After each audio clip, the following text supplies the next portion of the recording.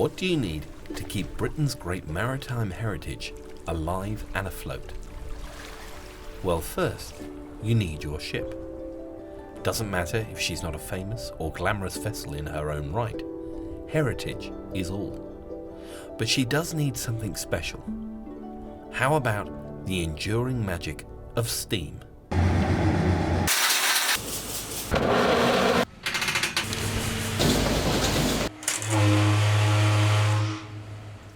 And of course, you won't get anywhere without people to keep your ship going. Keep her alive for everyone to enjoy. Without that, she just won't survive. That's where volunteers come in. Painting, fixing, steering, and engineering. Whatever it takes.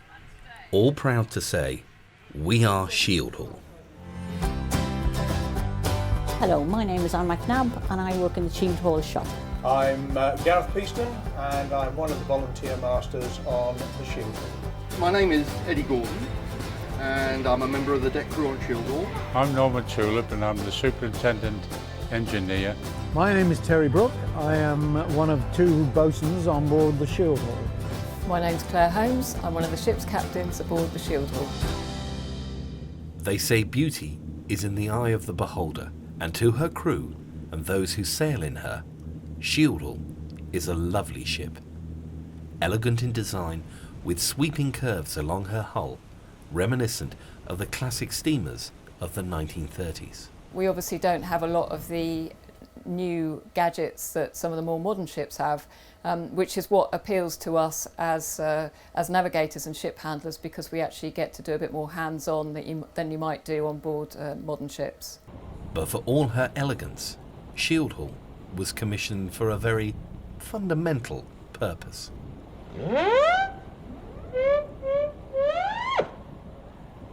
As a Glasgow city father, you're proud of the way your city has grown into the engineering and shipbuilding powerhouse of Britain throughout the 20th century. But that means more and more people with all their needs, especially health and sanitation. For many years, the sludge from the Glasgow sewage works has been taken by special ship downriver to be dumped in the deep water off Garach Head. Nicknamed Clyde banana boats because their livery looked like that of a banana shipping company, they became a regular sight on the river.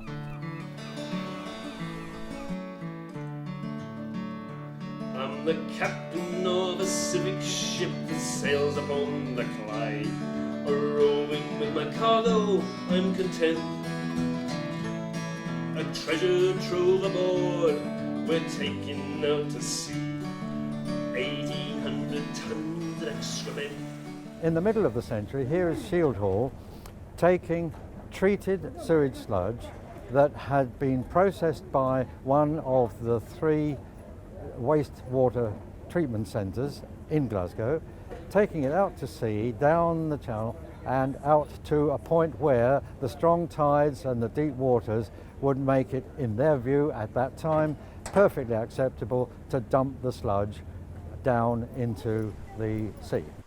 We're the crew of the SS Shieldhall. Pull the chain and we'll answer your call. Our terrible aroma will put you in a coma. We're the crew of the SS Shieldhall.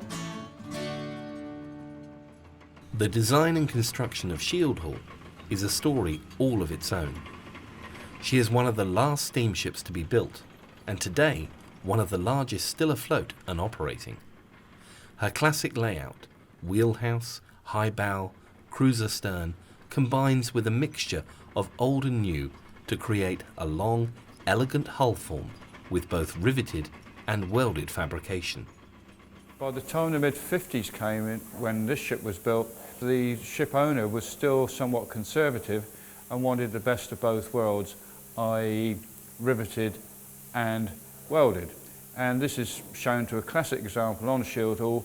If you look at the ribs, they're all riveted.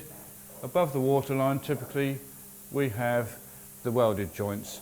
And then once you get onto the non-structural side, i.e. onto the superstructure, then that is all welded and not a rivet to be seen. But the Glasgow sludge ships had another role, just as important to tradition, dating back to the First World War. A public service similar to Shieldhall's task today, to take groups of Glasgow citizens doon the water, carrying them on working trips down the Clyde to enjoy the beautiful scenery along the river and to relax in the saloon and view the engines, just like today. Uniquely, she's doing a social task of disposing of the sludge that Glasgow certainly didn't want to know about, but also contributing to the enjoyment of a group of people who perhaps would otherwise not have the chance of going down the wonderful Glasgow Clyde estuary. But of course there was a necessary job to be done on behalf of the city. In 1976, after 21 years service for Glasgow Corporation, Shieldhall found a new owner at the other end of Britain, Southern Water Authority. The city of Southampton became her new home. Here she continued her vital role of waste disposal. Back in 81, I think it was, I worked on board for 6 weeks as a deckhand. We used to leave Marchwood at 7 o'clock in the morning after a real hearty English breakfast amongst the smell of the sewage being loaded, but it was absolutely fantastic. I remember that to my dying day, definitely. We used to get off the Isle of Wight about 11:30 in the morning, and the ship used to go round in a huge circle and empty the sewage out from the bottom of the ship. The bottom of the ship used to open up via 4 valves that are placed on the ship's deck. We used to go round in a large circle. That was only so that the engine intakes didn't pick up the sewage. We used to remember as a young man seeing the seagulls diving in white and coming out brown, but other than that it was great. And you know, when we were doing that, you could still see people on the beach at Sandown on the Isle of Wight, so I'd actually never go there swimming at that time of year. But the time came when Shieldhall was no longer needed in her second home either.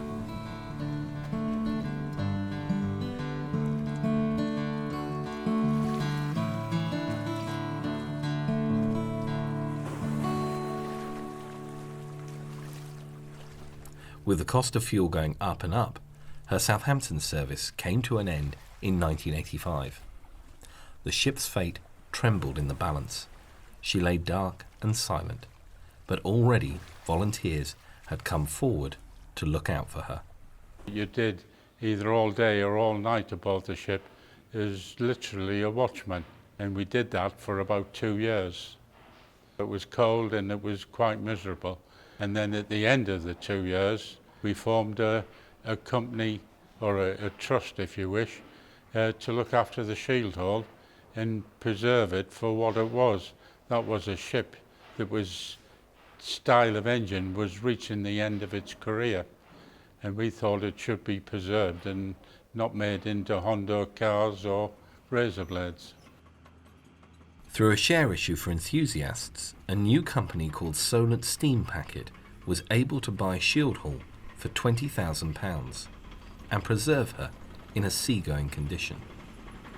On the 19th of June 1991, she was underway again, back into the Solent with passengers aboard, manned and run by volunteers.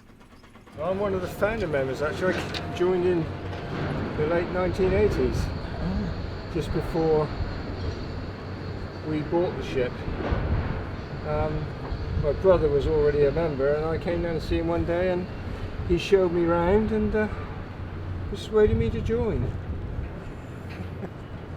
And that was about 26 years ago. Keep me off the streets and in the pub. No, something I could do to help out and keep the ship up to scratch. I came to retirement. I thought it was time to turn the clock back and go back to a job that I did 40 years ago. And just as in 1988, far-sighted volunteers came together to save Shieldhall, so today they all keep her alive, underway and under steam. The crew are wonderful, the people are wonderful. There's a terrific camaraderie on here, and I think it does communicate itself to the passengers. She's a wonderful, wonderful piece of history. fantastic. I enjoy it every time we come on board. It's really fun, it's a really good tour and you can go everywhere, so it's really good. The first time, absolutely magnificent. I think it was great. It was really fun to go on. It's sensational. When somebody comes aboard and shows a real interest and starts asking questions, it really gives you a kick. And one of the biggest kicks I get is when people walk in the top of the engine room, look in the top of the engine room, and you hear a shout of, "Come and look at this." I think that's fantastic. Shieldhall is run by volunteers. We are a charity, and that's a very important element that we like people to take away with them. And obviously if people do enjoy themselves, we'd love them to be able to come back and support us further with other cruises, or even to volunteer in some capacity. VGS Shieldhall. Shieldhall is an access all areas ship. Nowhere is out of bounds for visitors, and the volunteers are always on hand to help and explain. But they must also ensure Shieldhall is a safe and enjoyable vessel, in port and at sea. Make sure when it goes through the hole you pull it tight. And you really have to dig deep to get some of the vital work done, especially when it comes to cleaning the boilers.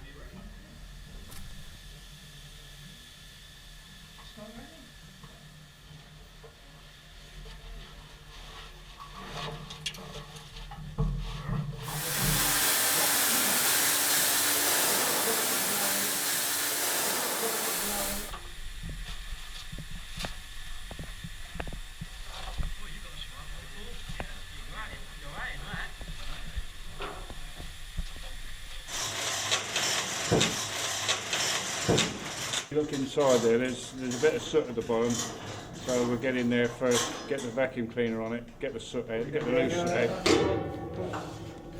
Clean boilers mean healthy engines. Full head starboard.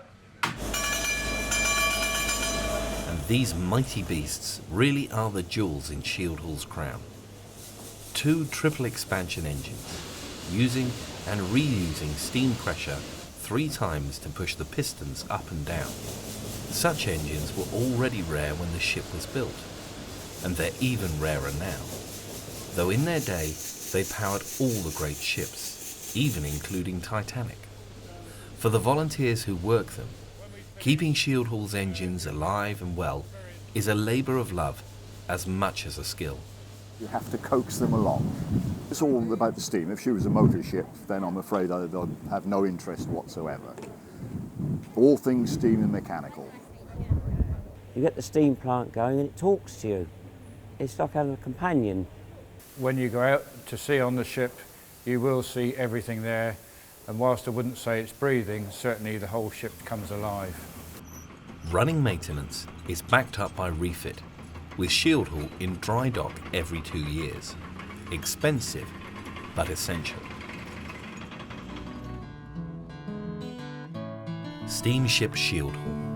Classic British ship, sailing as part of the National Historic Fleet, serving as a sea-going tribute to Britain's maritime heritage, kept alive by the skill and knowledge of her volunteers, bearing witness to the steam power that helped to make Great Britain great, and preserving those skills for a new generation, so that they too can enjoy the magic of the steamship, always ready to get underway.